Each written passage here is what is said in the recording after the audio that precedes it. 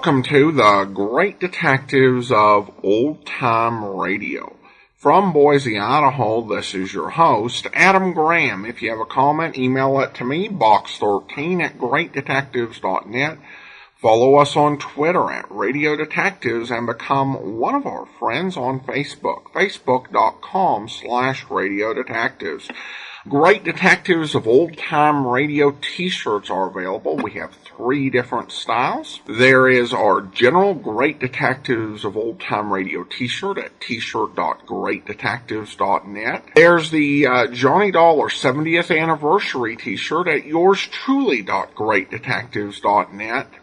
And then there's our Joe Friday Never Said Just the Facts Ma'am t-shirt available at friday.greatdetectives.net. Each of those are available in a variety of colors, as well as the women's slim fit tee, premium tee, and pullover hoodie. Pick out your preferred t-shirt in style today. All right, well, now it's time for today's episode of yours truly, Johnny Dollar.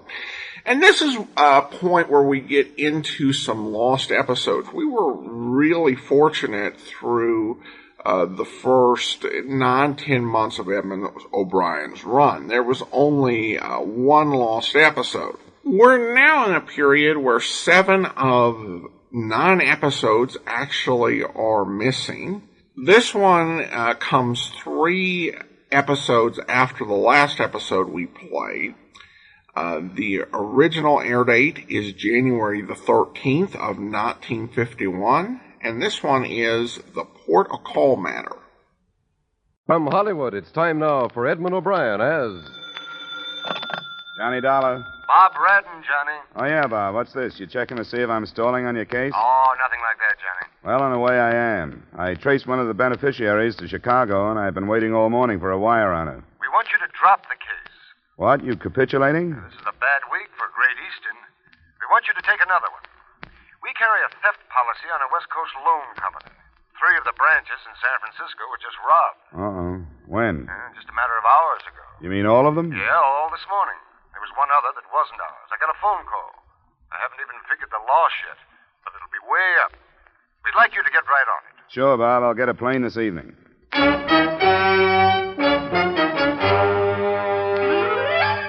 Edmund O'Brien in another adventure of the man with the action-packed expense account, America's fabulous freelance insurance investigator. Yours truly, Johnny Dollar.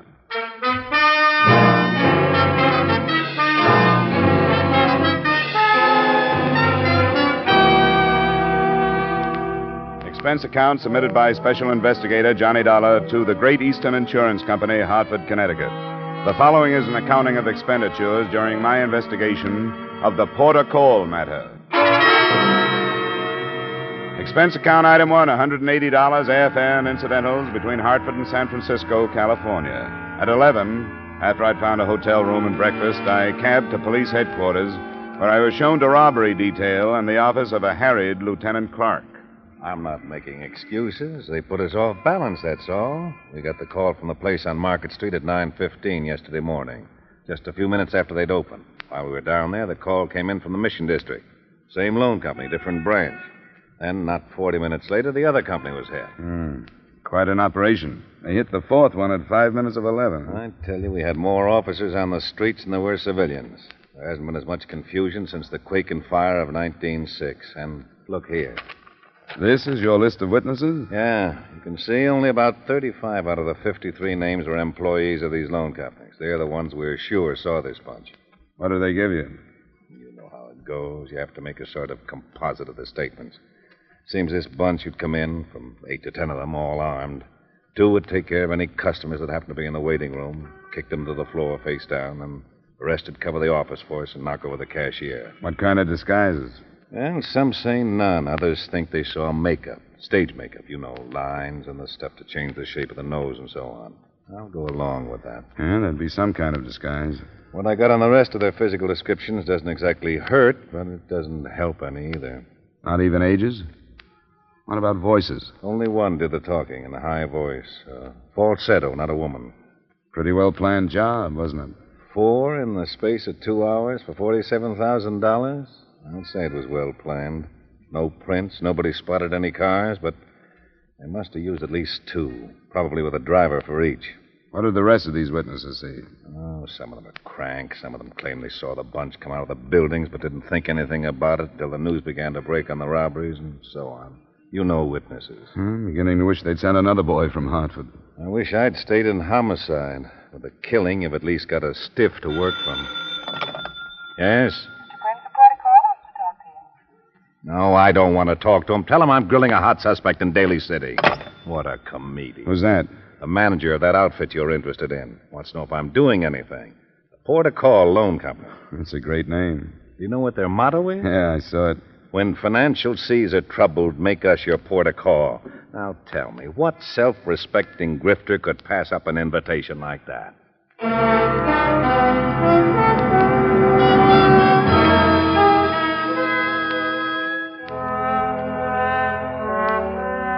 San Francisco is a city of bridges with few other exits. All of these had been covered in less than an hour after the first robbery report had been phoned in.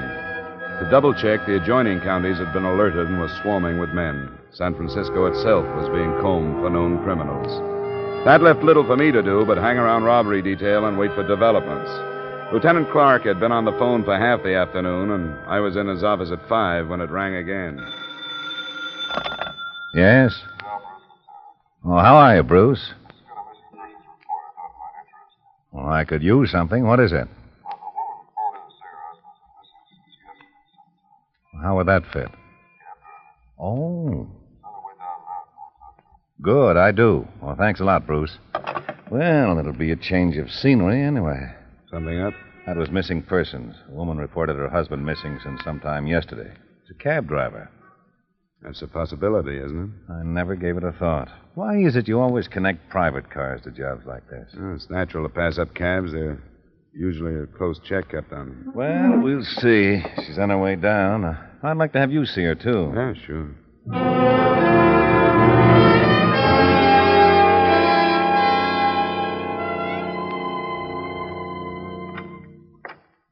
This is Mrs. Geyer, Lieutenant Clark. I've gotten her report and told her you wanted to talk to her. Oh, good. Thanks, Bruce.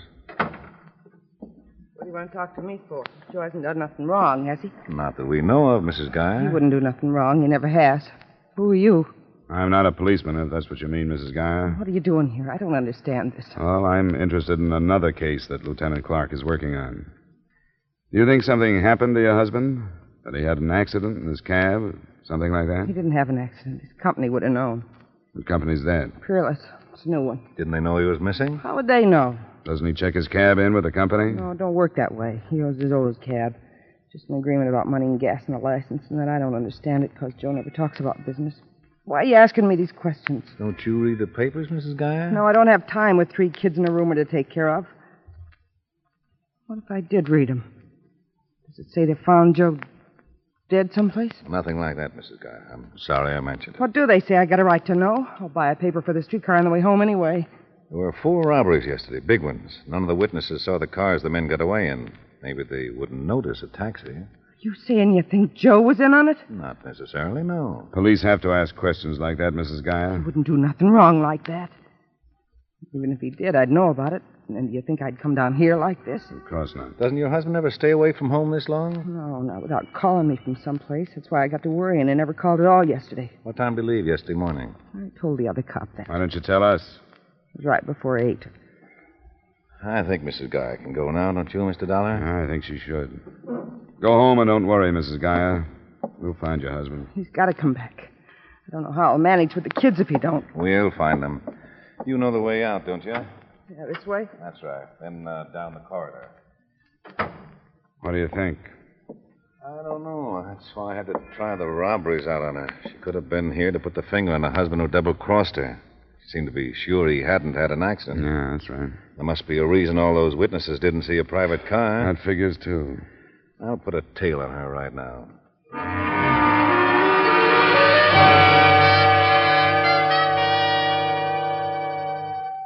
A phone call to the Peerless Cab Company got the number and description of Joe Geyer's cab, and a police tracer was put out on that. I think the harried lieutenant beamed a little too graciously when I asked permission to check the other Peerless drivers myself.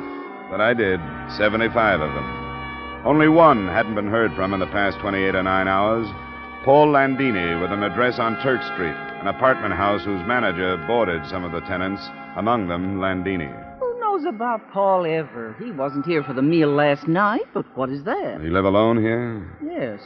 I take it you mean he was off and away from home at dinner time. He had personality. He often goes someplace else to eat.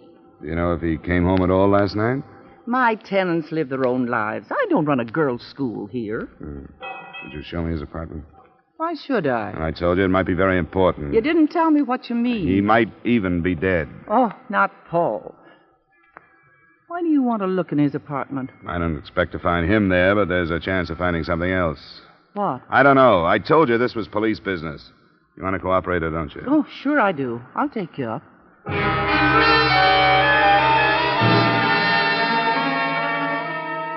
I didn't find even a trace of a lead in Landini's apartment. Lieutenant Clark, when I talked to him, had the same report to make on his tale of Mrs. Joe Gaia. By then, it was time to have a late dinner and go to bed, which is what I did.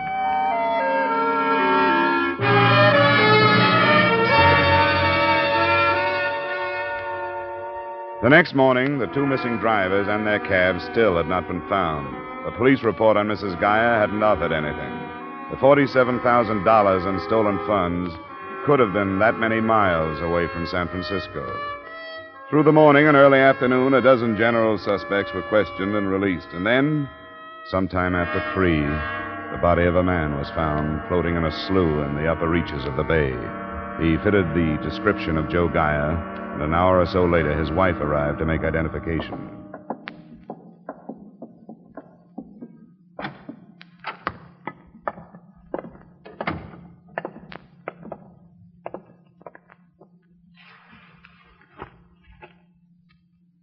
Mrs. Gaia, could you swear that this body is that of your husband, Joseph Gaia? No. No, it's not Joe. Mrs. Gaia, he fits your description of your husband. I don't care. It's not Joe. You sure you aren't holding anything back from us? Yeah, I'm sure it's not Joe. I'd know my own husband, wouldn't I? Yes, you would, Mrs. Gaia. My husband was dead, and this was him. I'd tell you, wouldn't I? I hope so. I think you would. Why wouldn't I? It's not Joe. I don't know who it is. I never saw him in my whole life, and I can prove it. I swear it, I never saw this man in my whole life.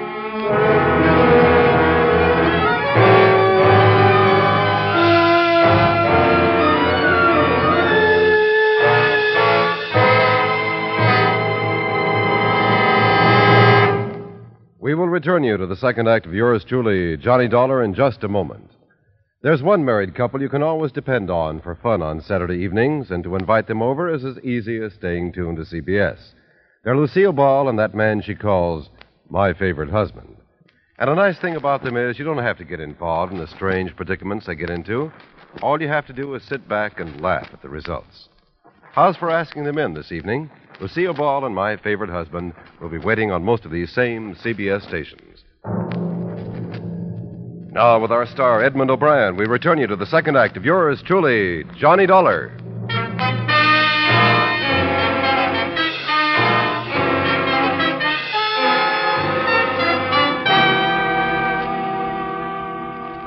Mrs. Gaia was released not because we believed in her lack of identification, but because we thought there were better ways to approach her than hard police questioning. I arrived at her small frame house not long after she had.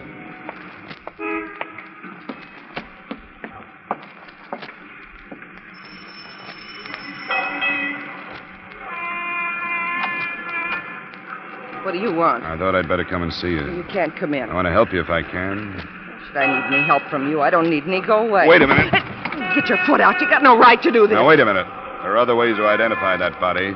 Then you'll be in trouble, won't you? I don't care. It wasn't Joe. Open the door, Mrs. Gaia. You can't come in. Why did you get so upset if it wasn't your husband? You cried. I couldn't help it. I never saw a dead body before. I went to pieces thinking, what if it had been Joe? You know, the police think you're lying. I am not. Why should I? Joe hasn't done nothing wrong, and I haven't either. Now go away and leave me alone. I got ironing to do.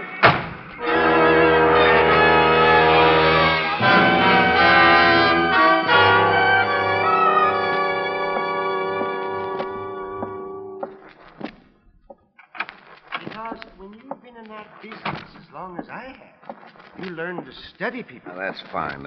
This is Mr. Dollar, the man I mentioned from the insurance company. Oh, yes. Well, how do you do, sir? This is Mr. Prince, the cashier at the protocol office in the mission. No. Oh, it's nice to know you, Mr. Prince. Thank you. He looked at that body, and he seems to be fairly sure that it's the one who did the talking during the robbery at his place. I'm sure it is. Oh, I hope you're right. Oh, of course. He did look different with that makeup, his nose and his cheekbones. But you're still sure? Yes, I am. I've been with the Port of Call for almost 10 years. And as I was telling Lieutenant Clark, when you've been in the loan business as long as that, you learn to study people. I suppose you would. You meet so many, and while they're talking about the loan they want, you sort of unconsciously study them to try and find out how much truth they're telling. But, I remember that man, no makeup or no. Yes. What in particular do you remember? Oh, a lot of things. He walked right up to me, I remember his eyes and his ears, and I remember his hands. They were manicured. And he wore a ring on his third finger left. There's polish on the nails, all right. He didn't have a ring when he was brought in, but there's the mark of one, and it's third finger left. I wish there were more witnesses like you. Well, thank you. Thanks very much for coming down, Mr. Prince. Well, that's quite all right. And I hope we don't have to trouble you again. Well, there's no trouble at all, Lieutenant. I'll be glad to be of service to you. Good day. Good day, Goodbye, Mr. Prince. Well, it looks like we've got that much anyway, Dollar. Run quite a few of the loan company people past the body, and almost half thought he was the one, the falsetto. Well, that's something, but dead men don't answer many questions. I've noticed that. I understand Mrs. Geyer didn't answer many either. Well, how did you... Oh, you still got men on it, huh? Yeah, I haven't been able to spare any relief, so that pair I assigned yesterday's been on the plant day and night. So when somebody finally showed up, they thought they'd broken the case. They didn't know you. She wouldn't let me in, and she didn't change her story. We'll check her. We've got a man from the cab company coming down. Lieutenant, didn't she say that she had a roomer yesterday? Remember, she asked if she'd read the paper, and she said Yes, by that time I'd asked a few thousand questions. She did. She said she didn't have time to read the paper with 3 kids and a roomer to take care of. I think I remember that. Well, it's something we should check. Your men say that outside of me, nobody has shown up at her house, huh? Even staying out last night, you'd think this room had come back sometime for clothes or for something. We'll try it. Bruce, send 2 plainclothesmen out to the Geyer home on 4th Avenue and talk to the neighbors on each side. I need somebody who knows the Geyer's roomer by sight. I want them to look at a body.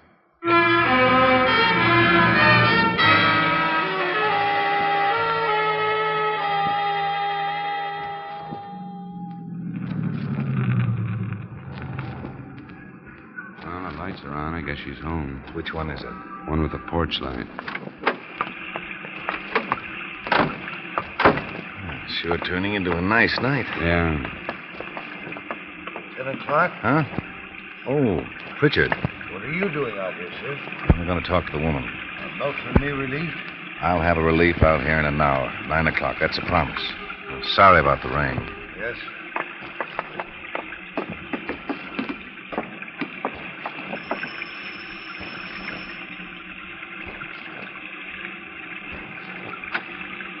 I'm afraid you'll have to let us in this time, Mrs. Geyer. What are you talking about? This is a warrant. We're here legally.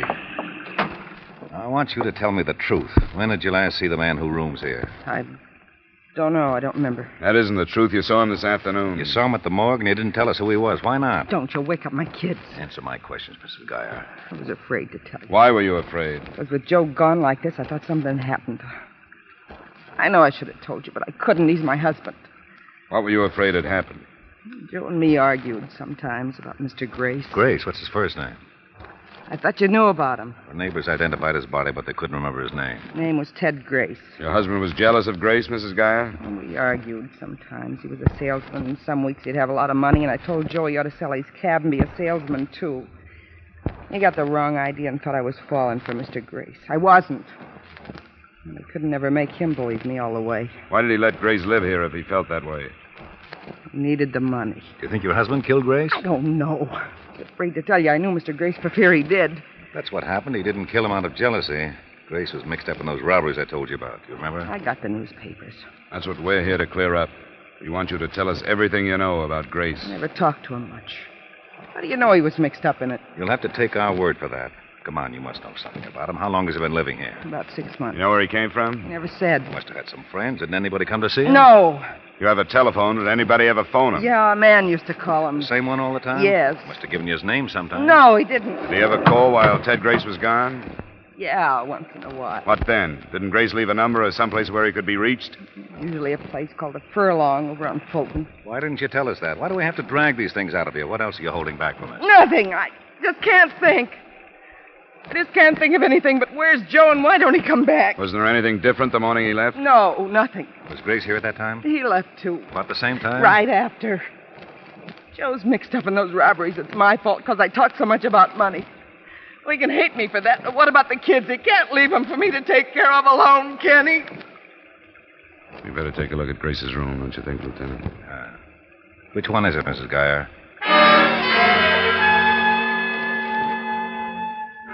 Ted Grace's effects told a lot more about him than his landlady had. A drawer full of racing forms made it appear that the man who phoned had probably been his bookie. The colors of Ted Grace's ties and shirts, an array of cheap men's toiletries, painted a pretty good picture of the character he'd been. But the contents of the waste paper basket made him out the mastermind of the whole series of robberies. Shredded paper. We didn't try to assemble all the pieces there, but we fished through enough to learn they'd been applications for loans from the victim companies. Made out while he cased the offices. Look at the blank side. Yeah, floor plans drawn up. Hey, look here, a name, Tony. Positions, movements were marked down, too. Here's another name, Mark. Yeah. Let's not waste any more time here. I'll take them down to headquarters, get somebody to paste them up. I guess we've covered the place all right. Pretty obvious he expected to come back here, though. Yeah. I have a feeling the rest of them might still be in the city. Me, too. I think that might have been the plan. Going now? Yeah, we'll go. Unless you have something more to tell us. I don't know any more to tell you. All this big mess, and I don't understand any of it. I don't know what it's all about. Well, we're sorry it happened. I hope it'll turn out all right for you. Good night, Miss Guy. Good night.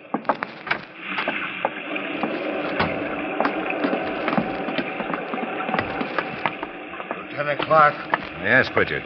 the radio car stopped by with a message for you. But I didn't want to come in with a woman there.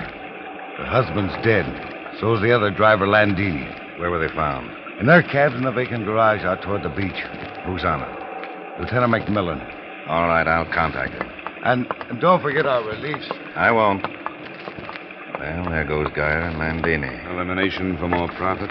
That or cutting the links between the rest of the bunch and the only tangible things we've had, the cabs. That could be.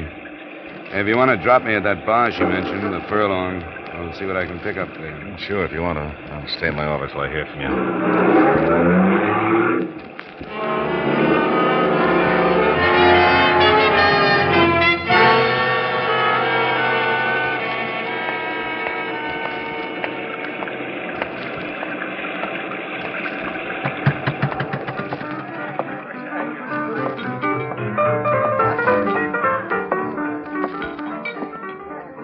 Good evening, sir. Hi.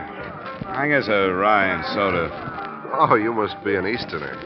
I don't get many calls for rye except from them. Well, that's almost right. I transplanted myself out here. Say, I'm looking for a guy I think you know, Ted Grace. Has he been in tonight? Who? Ted Grace. I understand he's in here quite a bit. Wait till I find that rye bottle. This all right? Yeah, it's fine. You see, I'm not the regular bartender.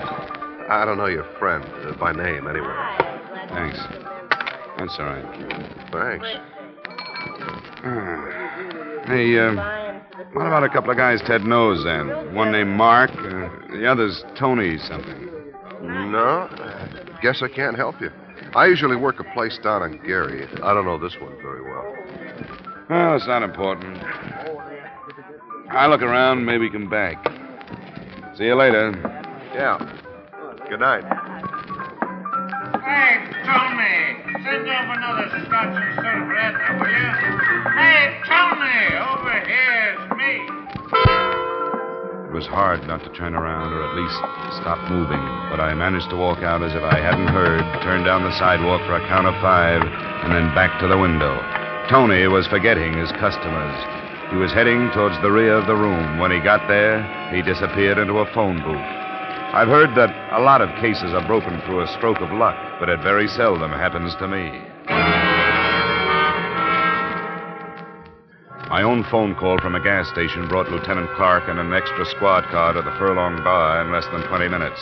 The place was cleared of people, and Tony stood alone behind the bar, giving away his guilt by his expression and the apron he kept twisting in his hand. Leave your apron alone. What is all this? Who did you phone right after I left? Home, to say I'd be late. That's not true. The call was traced. You're crazy. How could you trace it? If you were calling home, why should you care if it was traced or not?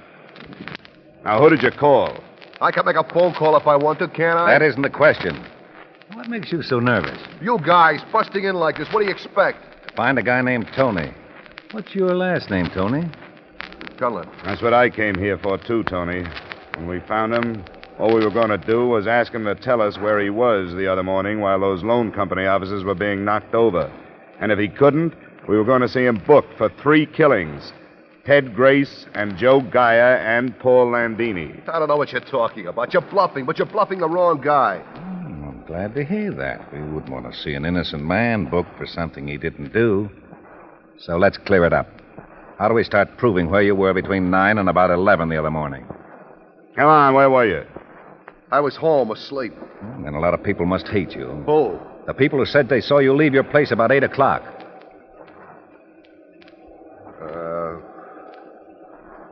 What's the use? I don't know if you're bluffing or not. We aren't. In Grace's room, we found the floor plans of all those officers with the names of all of you. He talked to Joe Gaia's wife. She knew about you and Mark. You just made a confession. Do you want to take the whole rap yourself? No. If I'd known there was going to be any killing, I wouldn't have got mixed up in it. When there was, I knew the whole thing would blow up. Who did the killing? There were 3 of them. Harvey Shute, Vic Lincoln, and Neil White. I'm not sure which one did it. Who were they? I don't know. They got out of prison someplace in the East about 6 months ago. We met them and got running around with them. We'd been playing the horses, not doing so well. And they said if we got a big stake, they knew how to make a killing. That's the way it started. Who's we, Tony? My friends, Mark Rose and Leo Barrett. Ted Grace. Is that all? I'm giving you my friends. That's enough, isn't it? What about Joe Gaia? No, they just called him to get his cab to use instead of cars. He wasn't in it. That was Ted Grace's idea. I guess so. The smart guy. You were all pretty smart. What about Landini? He was called, too. I don't know what happened. They went crazy after we got the money. They were like different people, and I didn't know. Could have killed all of us if we crossed them. Were they on narcotics? I don't know much about that. They could have been. Where are they? Might as well tell you, I guess. The whole thing is blown wide open. They're staying in the Metropolitan Auto Court out on Bayshore Highway. Which cabin? Second one on the right. Where's the money? We split it before we separated. You could have my share. I wish you would buy back the last few days. Come on, Tony. I'll send you down to the station.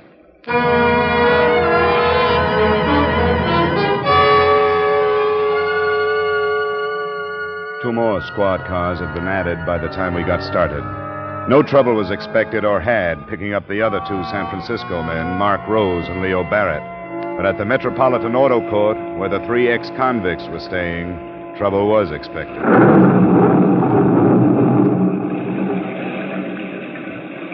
Well, I think that's about the best we can do. 2 exits. We've got both of them covered. The other people who might be staying here? Well, they'll be all right, even if there's firing, as long as we can keep these comedians inside, or at least just trying to get out. That's your case. We'll have to try to it anyway. I'll go wake them up. If this gale hasn't already. Now, don't be a hero. You in there. Open up. I'm a police officer. Lieutenant Clark! Lieutenant! They shot the lieutenant! Cover me on the door, Hudson!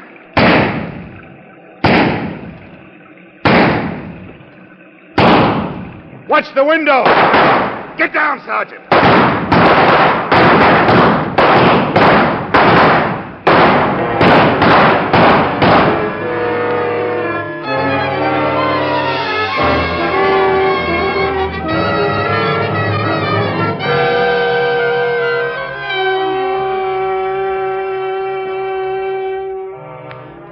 When it was finished, one of them was alive. The other 2 in the cabin were ripped to pieces. But that and the recovery of the money hardly paid for the loss of Lieutenant Clark, who died before he reached the hospital.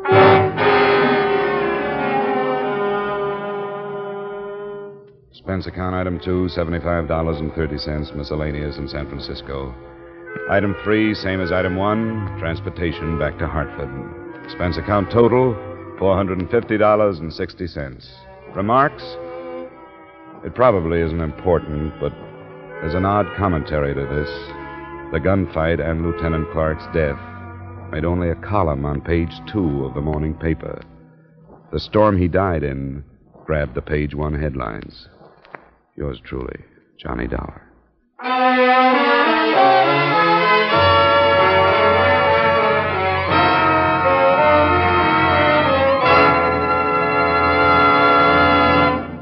Yours truly, Johnny Dollar, stars Edmund O'Brien in the title role and is written by Gil Dowd with music by Wilbur Hatch.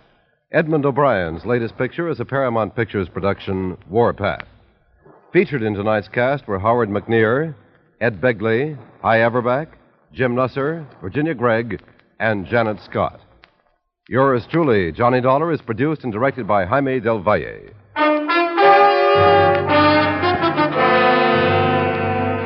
This is Dick Cutting, inviting you to join us next week at the same time when Edmund O'Brien returns as... Yours truly, Johnny Dollar.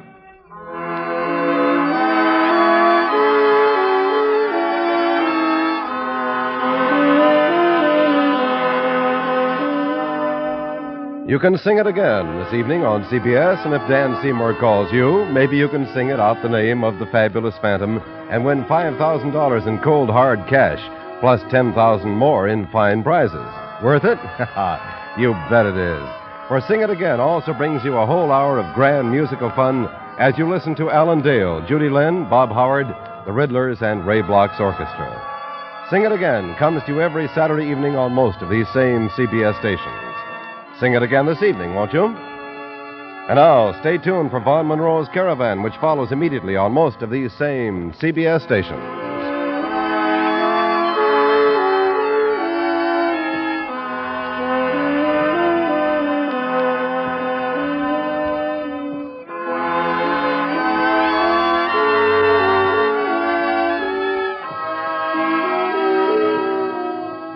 This is CBS, where everyone laughs at Edgar Bergen and Charlie McCarthy every Sunday night. The Columbia Broadcasting System.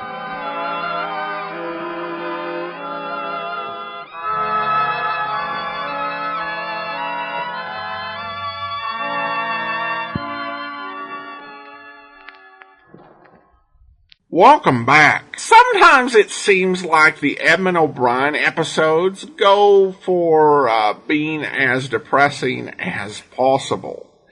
In this case, you imagine a meeting between Jaime Del Valle and the writer, and he says, okay, well, this is pretty sad. The cab driver, whose wife has been such a key focal point, has turned up dead.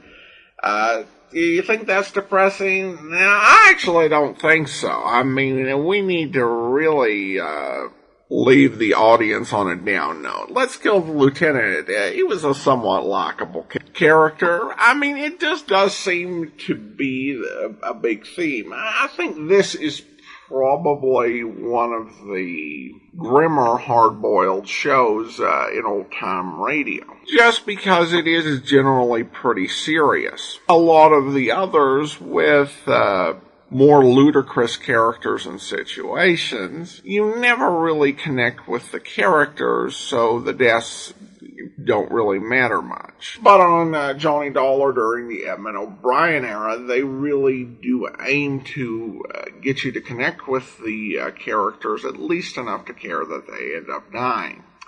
Alright, some listener comments and feedback now. And this one comes from Chris, who writes regarding the Woodward Manila Manor. The Woodward Manila Manor is a pretty good example of a case done in less than half an hour where it's not immediately obvious who's done what to who, how, and why. I have one question, though. The cast list in the closing announcement lists a Bill Johnstone. Is he related to Jack Johnstone, who was a showrunner for Yours Truly, Johnny Dollar during the Bob Bailey era, and his immediate successors? No, they are not related, except perhaps distantly. Bill Johnstone actually immigrated to the United States from Scotland, and he was a mainstay of a lot of old-time radio. He played the Shadow over radio for a few years. He also had the lead role in the lineup. And he did a lot of character work. He was on Cavalcade of America quite a bit, playing a lot of historical figures in the late 30s. He did some television, so entirely different person or family from Jack Johnstone. Chris continues on. I also have another question. I've sometimes listened to the previous airings of the Charles Russell and Evan O'Brien era through the YouTube archives. And is it just me, or do the current airings have better sound qualities? Is it because of upgraded software, or have you since come across copies of those episodes with better sound quality? Anyway, thanks again once again for all the great work you do in bringing all these old shows. Well, thank you so much for the question, Chris. And in answer to your question, it's better sound quality, better encodes. There are people who are working to increase the sound quality of the circulating episodes out there. And when it comes to the Johnny Dollar with Russell and O'Brien, those we played back in 2009, 2010 originally. I know they probably are dated much sooner on YouTube, but that's just because I think I was 7 or 8 years into the podcast before I started the YouTube channel. But those were old recordings, so the quality is definitely getting better, and we're always on the lookout for better sounding encodes. And then speaking of the YouTube channel, I have a comment here regarding Johnny Dollar, and this one is on the Howard Caldwell matter. I made this comment before. The writers on this incarnation of the show came up in the 30s during the era of the Great Depression, the Dust Bowl, and the robber barons like Andrew Carnegie, Henry Ford, John Westinghouse, J.P. Morgan, Cornelius Vanderbilt, William Randolph Hearst, and John D. Rockefeller. They witnessed the Hoovervilles all over the United States, and they saw how the rich were getting richer and the poor were being taken advantage of or exploited by the rich. That's why there's the recurring theme of the rich getting their comeuppance. Well, thanks for the comment, and I do think that was a common perspective of the time, and that may explain why you do get some of that sentiment in a lot of the Edmund O'Brien episodes. All right, well, I do want to go ahead and thank our Patreon supporter of the day. Thank you to Bruce, Patreon supporter since November 2019, currently supporting us at the rookie level of $2 or more per month. Thank you so much for your support, Bruce.